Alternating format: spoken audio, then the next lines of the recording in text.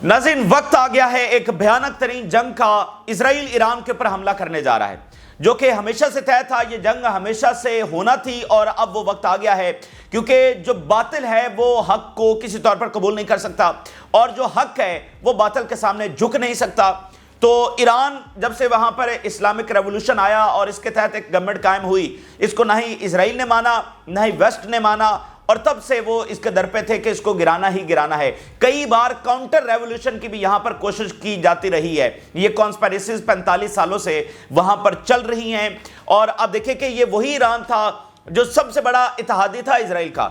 Shah Iran सबसे बड़ा इत्तेहादी था इसराइल का, अमेरिका का। हालांकि इस रीजन में जिसने सबसे पहले इसराइल को तस्लीम किया था वो ईरान ही था, लेकिन जब 79 के अंदर इस्लामिक रेवोल्यूशन आया तो उसने इसराइल को मानने से इनकार कर दिया। और सबसे बड़ी ताकत जो इस खित्ते में खुलकर सामने आई इसराइल के खिलाफ, वो ईरान ही था। इस ईरान की बेसिकली वो इस्लामिक रजीम थी। तो ये जंग एक ना एक दिन हर हाल में होना ही थी, क्योंकि ना उन्होंने पहले दिन से ईरान को कबूल किया, और ईरान ने तो फिर कैसे कबूल करना था जब फ़लस्तीन की रियासत ही यहाँ पर बनाई नहीं गई। तो ईरान तो किसी तौर पर कबूल कर ही नहीं सकता था। इवन जो बाकी इस्लामी रियासतें हैं उन्होंने अपना पॉइंट ऑफ व्यू ये बदला कि 2 स्टेट, लेकिन ईरान खुलकर 2 स्टेट के ऊपर वो नहीं जाता है, बल्कि वो 1 स्टेट की जो है वो बात करता है। और ईरान में तो बाकायदा एक टाइमर भी लगा हुआ है, उनका एक बड़ा फेमस चौक है, वहाँ पर एक टाइमर भी लगा हुआ है जो उल्टा चल रहा है, एंटी क्लॉक है, कि उन्होंने एक टाइम सेट किया हुआ कि फलां टाइम में इजराइल खत्म हो जाएगा। और किसी इस्लामी मुल्क में ऐसा कोई मामला नहीं है। तो ईरान बहुत क्लियर है और यह बात उनको किस तौर पर कबूल नहीं है। तो अभी नाज़रीन, नेतन्याहू की जानिब से खिताब किया गया, किससे? इजरायली अवाम से नहीं, ईरानियन अवाम से खिताब किया गया अभी कुछ देर पहले, और कहा है कि हम तुम्हें इस रजीम से जो बड़ी जालिम है इससे छुटकारा दिलवाने के लिए आ रहे हैं। ये कौन कह रहा है? नेतन्याहू।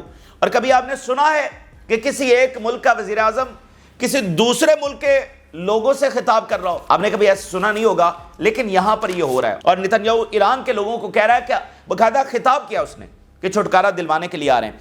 और जो शाम को तबाह नाज़िम किया गया है, यह भी पार्ट ऑफ द प्लान था ईरान पर हमला करने के लिए, क्योंकि शाम का नाज़िम जो एयर डिफेंस है वो इस रीजन का बाकी ममालिक की निस्बत सबसे तगड़ा एयर डिफेंस है। तो जब इजरायली एयरफोर्स ने जाना था ईरान पर हमला करने के लिए, तो या तो जाते हुए शाम का एयर डिफेंस उनको निशाना बना सकता है, नहीं तो फिर वापसी पर तो हर सूरत निशाना बनेंगे, क्योंकि एयर रिफ्यूलिंग करना पड़ेगी, जिससे तैयारों की जो रफ्तार है वो थोड़ी सी स्लो हो जाती है। और यहां पर रशियन एयर डिफेंस डिप्लॉयड है सीरिया के अंदर। तो इसलिए अब वो समझते हैं कि ये साजगार घड़ी है कि जब शाम का एयर डिफेंस तबाह हो चुका है, तो वो यहां से शाम से इराक के पास तो कोई ऐसा एयर डिफेंस नहीं है, और ईरान में जाकर वो है निशाना बना सकते हैं। और फिर जब मुसलमान एक आपसी लड़ाई का दोबारा से शिकार हो गए हैं, जब शिया सुन्नी का फैक्टर हमें दोबारा से नजर आ रहा है, वो सारे सेल एक्टिव हो गए हैं और फलां जालिम फलां ऐसा इस डिबेट में पड़ गए हैं और असली दुश्मन को पहचानने से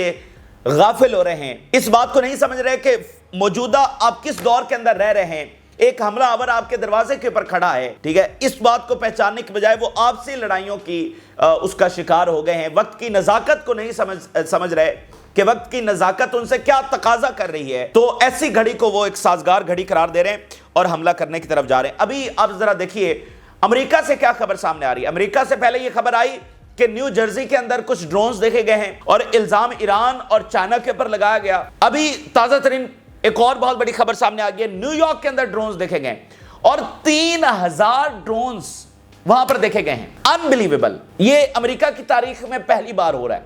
3000 ड्रोन्स न्यूयॉर्क के अंदर, दोबारा फिर न्यू जर्सी के अंदर, पेंसिल्वेनिया के अंदर 3000 ड्रोन्स देखे गए। इल्जाम किस पर आ रहा है? ईरान और चाइना के ऊपर आ रहा है। तो यहां नेतन्याहू खिताब कर रहा है, स्ट्राइक करने की तैयारी की जा रही है, और वहां पर क्या बयानिया बनाया जा रहा है। और यूरोप की चार्जशीट तो ऑलरेडी है कि ईरान रशिया की जो है वो हेल्प कर रहा है। तो वो अपने हिसाब से सही गलत को देखते हैं ना, कि वो इसराइल की जैसे मर्जी हेल्प करें, लेकिन इधर कोई आपसी अलायंस ना बना सके, यहां पर कोई एक दूसरे को असलहा ना दे सके, इवन अपनी सिक्योरिटी के लिए भी असलहा ना दे सके। यानी इसराइल आकर हमला कर दे ईरान के ऊपर, लेकिन ईरान अपनी सिक्योरिटी के लिए चाइना से भी ना इत्तेहाद कर पाए और रशिया के साथ भी ना कर पाए, ठीक है। तो एक बड़ी नाजुक घड़ी है इस्लामिक वर्ल्ड के लिए, जिसमें उन्होंने एक अपनी आज़ादी की, अपनी सच्ची आज़ादी की एक हतमी जंग लड़नी है।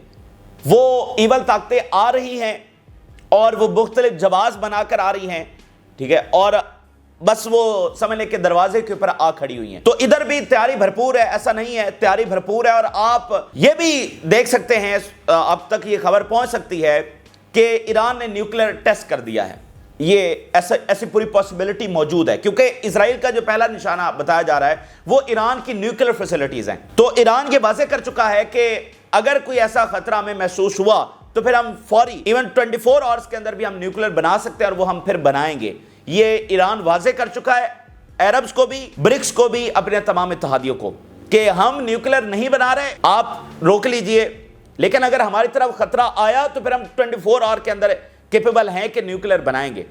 تو جس طرح سے حملے کی تیاری ہو رہی ہے تو ایران سے بھی کسی بھی وقت یہ خبر آ سکتی ہے کہ انہوں نے نیوکلیر جو ہے وہ ٹیسٹ کر لیا ہے۔ دوسری طرف شام میں بھرپور لڑائی جاری ہے، حلب شہر کے پاس ٹرکش بیکڈ فورسز اور جو کردش SDF فورسز ہیں ان کی لڑائی ہو رہی ہے، اور حلب شہر کے اندر بجلی چلی گئی ہے کیونکہ پیچھے جو پاور لائنز ہیں وہ ساری کٹ گئی ہیں۔ لڑائی اس طرح سے ہو رہی، بمباری اس طرح سے ہو رہی ہے، اور ڈیم ٹوٹنے کا خطرہ اس وقت موجود ہے، میسو فلڈنگ ہوگی اور اس کے نتیجے بہت زیادہ جانی نقصان بھی ہو سکتا ہے۔ وہاں پر ایک بھرپور لڑائی جو ہے وہ جاری ہے، تو یہ ساری تفصیلات جو ہے وہ آپ کے ساتھ شیئر کریں گے۔ آغاز کرتے ہیں ناظرین، جو فال آف دماسکس ہوا ہے یہ ایک ہیوج ایک ایسا واقعہ ہے کہ جس کے امپیکٹس بہت زیادہ ہیں، اور فال آف دماسکس کا جو ایک بڑا امپیکٹ یہ ہوا ہے کہ وہ اسلامی دنیا جو متحد تھی اور مزید متحد ہونے جا رہی تھی، اب چونکہ ایک اسلامی ملک دوسرے ایک ملک ان کا آپس میں معاملہ چھڑ گیا، یعنی ترکی اور شام کا معاملہ چھڑ گیا، تو وہ تھوڑی سی ڈویژن جو ہے وہ یہاں ہمیں دیکھنے کو نظر آ رہی ہے۔ تو اسرائیل اس سے بھرپور جو ہے وہ فائدہ اٹھا رہا ہے، اور ہم شام میں دیکھ بھی رہے ہیں کہ اس نے بمباری کس طرح سے کی، اس نے $100 بلین پلس کا نقصان کر دیا، اور جو قبضہ ہے 75 سالوں کا کام اس نے 75 گھنٹوں میں کر دیا۔ اس موقع کو اس نے پوری طرح سے ایکسپلائٹ کیا۔ تو ہم آپ کے سامنے ناظرین یہ بات رکھ رہے ہیں کہ جو 7 لسٹیں بنی تھیں 2001 کے اندر، اور جس میں سے 6 ملک تباہ ہو چکے ہیں، اکلوتا جو ایران ہے وہ بچ گیا ہے، اور اس وقت ان کو سب سے بڑا جو خطرہ ہے وہ ایران ہی کا ہے، کیونکہ ایران دیکھیے جو فلسطینی ریزسٹنس کے پاس ایک بلٹ ہے نا، وہ کہاں سے آتی ہے؟ کیا وہ سعودی عربیہ سے آتی ہے؟ کیا وہ ترکی سے آتی ہے؟ کیا وہ پاکستان سے آتی ہے؟ کیا وہ قطر سے آتی ہے؟ نہیں، وہ ایک بلٹ جس سے وہ اسرائیل سے لڑ رہے ہیں، چاہے وہ ایکسرو ریزسٹنس ہو یا فلسطین ریزسٹنس ہو، وہ ایک بلٹ ایران سے آتی ہے۔ تو اس وقت ان 57 کنٹریز ایک بھی ملک نہیں ہے جو اسرائیل کو ٹکر دے سکے، ریجن میں ایک بھی ملک نہیں ہے جو اسرائیل کو ٹکر دے سکے، کسی کے پاس عسکری پاور ہے ہی نہیں۔ ٹرکی کہاں پر جا کر کھڑا ہو گیا یہ ہمارے سامنے واضح ہو گیا، کیونکہ ٹرکی پہلے کہہ رہا تھا ہم فورسز بھیجیں گے، ہم یہ کریں گے، ہم وہ کریں گے، ٹرکی کی پوزیشن کلیئر ہو چکی ہے۔ تو اکلوتا جو ان کو مسئلہ ہے، حزب اللہ کون سپورٹ کرتا ہے؟ ایران۔ یمن کو کون سپورٹ کرتا ہے؟ ایران۔ عراق کی سپورٹ میں کون کھڑا ہے؟ ایران۔ حماس کی سپورٹ میں کون کھڑا ہے؟ ایران۔ تو ہر طرح سے ان کو مسئلہ اس وقت ایران سے ہے، اور ایران ان کے سامنے سبجوگیٹ نہیں ہوتا۔ باقی تو جنہوں نے نارملائزیشن نہیں بھی کی وہ یہ کہہ چکے ہیں کہ وہ نارملائزیشن کے لیے تیار ہیں، وہ تو غزہ کی جنگ نہ چھڑی ہوتی تو ان کی نارملائزیشن ہو چکی ہوتی۔ ایک ملک جو نہ 2 اسٹیٹ کو مانتا ہے، نہ نارملائزیشن کو مانتا ہے، بلکہ ایک باقاعدہ عسکری جنگ لڑ رہا ہے، اور اس وقت اسرائیل اور اتحادیوں کو سب سے بڑا خطرہ اس لیے پیدا ہو گیا کہ انہوں نے دیکھا ہے کہ اسرائیل ایگزسٹینشل تھریٹ کے اندر چلا گیا ہے، اور ایگزسٹینشل تھریٹ کے اندر اس کو کس نے ڈالا ہے؟ ایران نے ڈالا ہے۔ تو اب ایران کو تباہ کرنا ضروری اس لیے ہے ان کے نزدیک کہ جو وقت گزرتا چلا جائے گا ایران طاقتور ہوتا چلا جائے گا، کیونکہ 45 سال سے تو وہ کنٹینیوسلی انڈر سینکشنز ہے، لیکن کیا یہ سینکشنز ایران کا راستہ روک سکی ہیں؟ کیا اس کے نظریات کو بدل سکی ہیں؟ کیا اس کو سبجوگیٹ کر سکی ہیں؟ کیا اس کو کولیپس کر سکی ہیں؟ نہیں۔ تو سینکشنز کا ہتھیار ایران نے فیل کر دیا ہے، اب وہ مزید سرخرو ہو رہا ہے، مزید کامیاب ہو رہا ہے، تعلقات بنا رہا ہے۔ مجھے بتائیے ان کو کیسے قبول ہو سکتا ہے کہ ایران اور سعودی عرب اپنی جنگی مشقیں آپس میں کر رہے ہوں؟ یہ کیسے قبول ہو سکتا ہے؟ تو جو سینکشنز والا پروسیس تھا اس سے ایران گزر گیا ہے، تو ان کو لگتا ہے کہ جتنا ٹائم مزید ایران کو دیا جائے گا وہ زیادہ طاقتور ہوگا، اسلامی دنیا کی یونٹی اور بڑھے گی۔ چین کے ساتھ تعلقات بڑھ رہے ہیں، $400 بلین کے معاہدے چین نے ایران کے ساتھ کر لیے ہیں، رشیا کے ساتھ تعلقات، ٹیکنالوجی کے اندر گرو کر رہا ہے ایران۔ تو اس لیے وہ کہہ رہے ہیں جو کرنا ہے ابھی کرنا ہے۔ سینکشن تو فارغ ہو گئی نا، ٹریڈ ایران کے ساتھ ہو رہی ہے، ابھی مختلف ملکوں کے ساتھ مزید معاہدے ہوئے ہیں، تو اس لیے ان کے نزدیک جو بھی کرنا ہے سازگار گھڑی ابھی ہے۔ اور ناظرین جب وہ انٹرونشن کرتے ہیں تو ایک اچھے خاصے چلتے ملک میں اس طرح انٹرونشن نہیں کرتے، وہ اس کو پہلے ڈسٹیبلائز کرتے ہیں، اس کے اندر انٹروین کرنے کے طریقے ڈھونڈے جاتے ہیں، جواز پیدا کیا جاتا ہے، اور جب یہ اب ان کا فوکس ایران کے اوپر ہو گیا ہے اور فیصلہ ہو چکا ہے ایران کے اوپر اب سٹرائک کرنے کا، تو اب آپ دیکھیں گے ایک پراپر پروپیگنڈا وار بھی آپ کو نظر آئے گی۔ یہاں آپ کے اپنے ملکوں کے اندر کا جو میڈیا ہے وہ بھی عجیب و غریب ڈیبیٹ میں پڑ جائے گا، وہ اصل بات کو نہیں بتائے گا، لیکن مطلب آپ دیکھ رہے ہوں گے کہ وہ بتا رہا ہے کہ یہ چیز ہے، یہ ظلم ہو رہا ہے، اور وہ واقعتاً ہو رہا ہوگا، وہ بات ٹھیک ہوگی، لیکن اس طے در طے کون سی کنسپریسی چھپی ہوئی ہے یہ نہیں بتائیں گے، اسی چیز کو تو وہ ایکسپلائٹ کرتے ہیں۔ تو آپ کو ایک پراپر پروپیگنڈا وار بھی اب چلتی ہوئی نظر آئے گی، شیعہ سنی کا فیکٹر اور اس کو ہوا دی جائے گی، یہ اور ابھرتا ہوا جب نظر آئے گا۔ تو اس لیے میں کہہ رہا ہوں کہ یہ بڑی ایک نازک گھڑی ہے اسلامی دنیا کے لیے، ایک بہت بڑا امتحان اس کے اوپر آ پڑا ہے۔ دیکھتے ہیں کہ اسلامی دنیا جو ہے وہ اس سے کس طرح نکلتی ہے، اور نتنیاہو نے جو ایڈریس کیا ہے اس کی باتیں کوٹ کرنا یہاں پر ضروری نہیں ہے، کیونکہ وہ اتنی معنی خیز باتیں نہیں ہیں کہ اس کی باتوں کو دوبارہ دہرایا جائے، لیکن میں مدعا آپ کے سامنے جو رکھ رہا ہوں، آپ ذرا ان کا تکبر دیکھیے۔ کہہ رہا ہے کہ ایرانین پیپل کو سپیچ کر رہا ہے، خطاب کر رہا ہے کہ تمہاری رجیم تو بہت ظالم ہے، ہمیں پتہ ہے تم بہت اچھے ہو، مگر رجیم چونکہ ظالم ہے، اس نے تمہارے پر پابندیاں لگا رکھی ہیں، اور ہم تمہیں آزادی دلوانے کے لیے آ رہے ہیں، فریڈم دلوانے کے لیے تمہیں آ رہے ہیں۔ اور یہ شخص وہ کہہ رہا ہے جس نے 15 مہینوں میں 2 لاکھ فلسطینیوں کو شہید کر دیا ہے۔ کتنا؟ 15 مہینوں میں 2 لاکھ فلسطینیوں کو شہید کر دیا ہے۔ ابھی کچھ دیر پہلے نصیرت کے اندر ایک بمباری ہوئی ہے جہاں پر وہ بتا رہے ہیں کہ 50+ ملبے کے تلے اندر دبے ان کو نکالا نہیں جا پا رہا۔ ابھی اس وقت کچھ دیر پہلے غزہ میں یہ بمباری ہوئی ہے۔ 15 مہینوں میں 2 لاکھ پلس جو آفیشیل تعداد چل رہی ہے غزہ کے ہیلتھ منسٹری کے مطابق وہ 50,000 کے قریب ہے، لیکن یہ 50,000 وہ ہیں جو باڈیز ریکور ہوئی ہیں۔ بہت سارے جو میڈیکل میگزینز ہیں دنیا کے فیمس، ایون برطانیہ کا، وہ ایسے 4-5 ماہ پہلے 1,86,000 تعداد کنفرم کر چکا ہے کہ یہ شہادتیں ہو چکی ہیں، اس میں زخمی نہیں ہے، زخمی اس سے ہٹ کے ہیں۔ 2 سے 3 لاکھ 4 لاکھ اس سے بھی زیادہ زخمی ہو سکتے ہیں، اور 2 لاکھ کے قریب شہادتیں 15 مہینے میں یہ شہادتیں ہوئی ہیں۔ اور یہ شخص کیا کر رہا ہے کہ میں ایران کے لوگوں کا بھلا کرنے جا رہا ہوں۔ That's the point. اگر کوئی سمجھ جائے کہ یہ طے در طے کانسپیریسی کیا ہے تو تبھی ان طاقتوں سے لڑائی کی جا سکتی ہے۔ اب ذرا اسرائیلی میڈیا کی زبانی دیکھیے کس طرح سے بتا رہے ہیں کہ باقاعدہ سٹرائک کی تیاری ہو رہی ہے۔ IDF sees chance for strikes on Iran nuke sites after knocking out Syria air defenses۔ Times of Israel نے یہ خبر دی ہے۔ اسرائیل considered striking Iran's nuclear facilities۔ Israel state that it is preparing for strike on Iran's nuclear facilities۔ اور یہ جو Netanyahu نے پھر Twitter کے اوپر اپنی یہ سپیچ ڈالی ہے، اس کو دیکھیں اوپر کوٹ کون کر رہا ہے؟ رضا پہلوی۔ اب یہ رضا پہلوی کون ہے؟ اس کے بارے میں 1-2 بار پہلے بھی ہم بتا چکے ہیں جب یہ جنگ کے بالکل ہم قریب پہنچ گئے تھے۔ تو رضا پہلوی یہ ہے، یہ شاہ ایران کا بیٹا ہے، اور اس کو کراؤن پرنس کہا جاتا ہے، کراؤن پرنس آف ایران۔ اس کو اسرائیلی اور وہ سارا جو ویسٹ ہے اس کو کراؤن پرنس مانتا ہے، ٹھیک ہے، اور اس نے اپنی اپوزیشن ان ایگزائل بنا رکھی ہے۔